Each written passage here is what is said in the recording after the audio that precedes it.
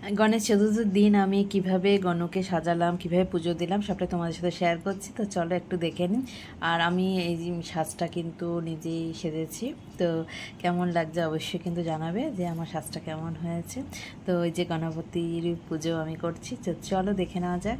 গণেশ চতুর্থীর দিন আমি সকাল সকাল গণেশকে আমি স্নান করিয়ে নিয়েছি, নিয়ে আমি গণেশে প্রতিষ্ঠা করব। তার জন্য দেখো এখানে আমি আতপ চাল আর একটু দূর্বা দিয়ে গণেশ ঠাকুরকে আমি বসিয়ে দিলাম। এরপরে দু সাইডে আমি দুটো পানের ওপর আতপ চাল, একটা সুপারি, 1 টাকা আর তোমার একটা বাতাসা ফুল আর এই যে দুর্বাঘাস, এই দুর্বাঘটা আমি দিয়ে দিচ্ছি, এখানে বেঁধে নিয়েছি আমি, দিয়ে গণেশের দুপাশে আমি রেখেছি।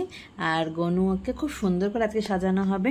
গনুর দেখো এই যে মালা পরিয়েছি, তার আগে আমি কৈতেটা দিয়ে দিলাম, আর খুব সুন্দর লাগছে কিন্তু গনুকে। আর এই যে দুর্বাঘাস, এটা আমি বাদিকে রেখে দিলাম।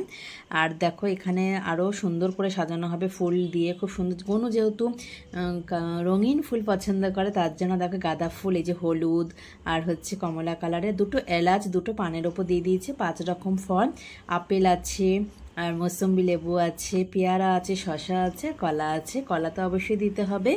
আর 1 টাকার কয়েন আমি এখানে দিয়ে দিয়েছি দুটো পানের ওপরে, ফুল দিয়ে খুব সুন্দরভাবে সাজিয়ে নিলাম। আর এই যে গনু যেটা খেতে সব থেকে বেশি ভালোবাসে হচ্ছে লাড্ডু, আমি লাড্ডু দিয়েছি আর হচ্ছে মোদক।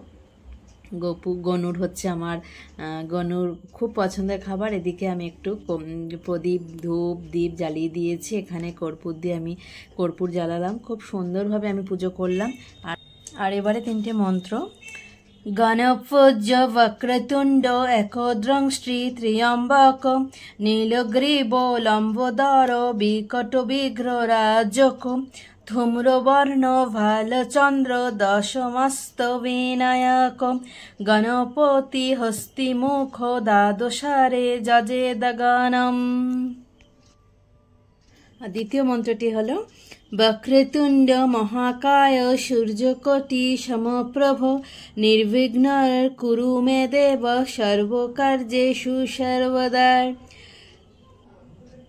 ওম একদন্তায় বিদ্মহে বক্রতুণ্ডায় ধীমহি তন্ন বুদ্ধি প্রচোদয়াৎ। পুজো সম্পন্ন হলো।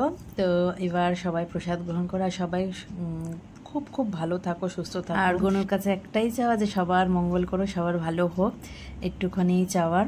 তো সবাই খুব ভালো থাকো, সুস্থ থাকো। আর